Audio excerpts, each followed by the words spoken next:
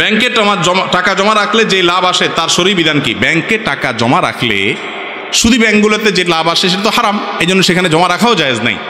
আর ইসলামী ব্যাংকগুলো যে লাভ দেয় সেটা অনেক ক্ষেত্রে সংশয়পূর্ণ হওয়ার কারণে সেটাও নিজে না খায় কোনো গরিব দুঃখীকে দান করে দেওয়াটা উত্তম। যদি কেউ খায় সরাসরি হারাম খাইছে এটা বলা জটিল, এটাকে বলা হয় হলো শুবহাত।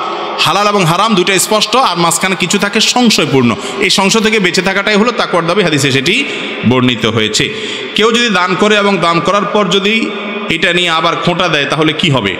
দান করার পর, উপকার করার পর খোঁটা দেওয়ার বদভ্যাস আমাদের অনেকের মধ্যে আছে।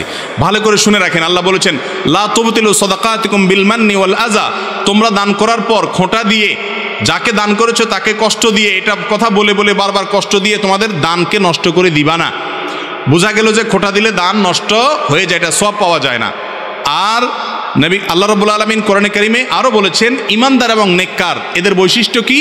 এদের বৈশিষ্ট্য হলো তারা ওয়ায়ুতঈমুনা আত-তাআমা আলা হুব্বিহি মিসকিনা ওয়া ইয়াতীমা ওয়া আসীরা, আল্লাহর মহব্বতে মানুষকে, অভাবী লোককে, বন্দীদেরকে দান সদকা করে, এবং তারা বলে লা নুরিদু মিনকুম জাযাআন ওয়ালা শুকুরা, ও ভাই তোমাকে যে দান করছি তোমার থেকে আমি থ্যাঙ্কসও আশা করি না, কৃতজ্ঞতাও আশা করি না, বিনিময় তো দূরের কথা।